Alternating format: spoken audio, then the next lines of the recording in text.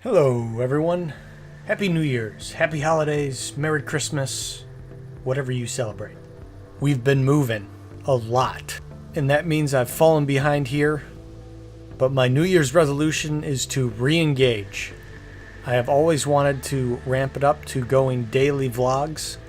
My real hope was sort of that I could do that through Twitch, just hop on live and keep the kind of daily vlogging going there. The problem is I'm finding the connection and the quality just are not reliable enough. It's fun being able to get on and chat, but it's a whole bunch of drop connection and lower quality footage. At any rate, the exciting news is we are officially aunt and uncles. And the disappointing news is that a whole bunch of the national parks are closed, thanks to the US of A's good old government shutdown. You can still go into some of them, but we are doing this junior ranger program, which does require us to be able to visit the visitor centers. There's also limited services, and you do risk parks being fully closed without announcing it. These things combined made us do some serious moving that we have made it all the way to California. And that means I'm seriously far behind on everything else we've done up to that point. So to start here, I'm going to be catching you up with daily vlogs that are going to be in the past. And then once I'm caught up, I can bring you vlogs that are much closer to the present, what we are doing right now. So right now, you're watching us drive up to Cuyahoga National Park. This is it. We came down from Wisconsin and then headed across east on our journey towards Pennsylvania. So at this point, we're about 1,500 miles into our trip, and we get to visit our first national park. Campsites are tough in the winter when you're that far north. We were able to find something. It was about 45 minutes away from the national park, so a little bit longer than we'd like, but it worked fine. This place did have mostly year-round campers and some mobile homes, so it did have sort of feel that we were intruding on someone's community rather than in a campsite where people were coming in and out. But the reality is, when it's the middle of winter and you're that far north, there's not a lot open. You can't be too picky about where you stay. And then we finally got into the national park. I would say this was the first moment on our trip where we were really like, wow, yeah, this is what we're here for. It had been running around, kind of trying to meet deadlines, and now we're just out hiking, just enjoying the outdoors.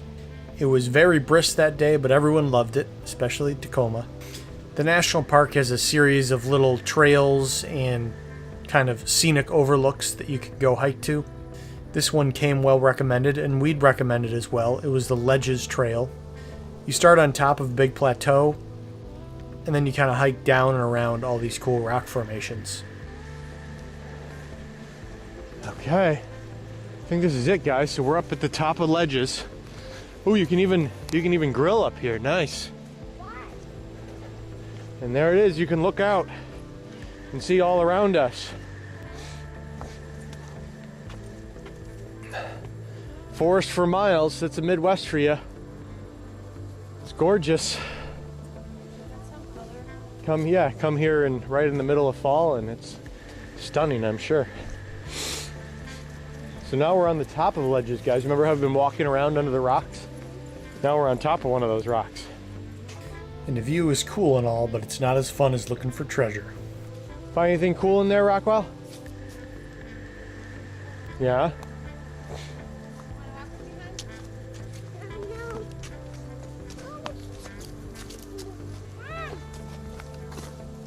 Oh, wow, what'd you find? Can I pick it up? It's tough with mittens on. Can I pick it up for you? Oh, what'd you get? Looks like it might just be a quarter. Let's see here. Yep, just a quarter, but let's see here. So we can figure out what year it is. Did you find some money? Yeah, good job. You found some money. You want to go put it in your box? Mm-hmm. Can I put it in your pocket? Mm-hmm. Great. Good find, buddy. We'll wash it off and we'll see what year it is. See if it's a cool one. But good find, bud. It was.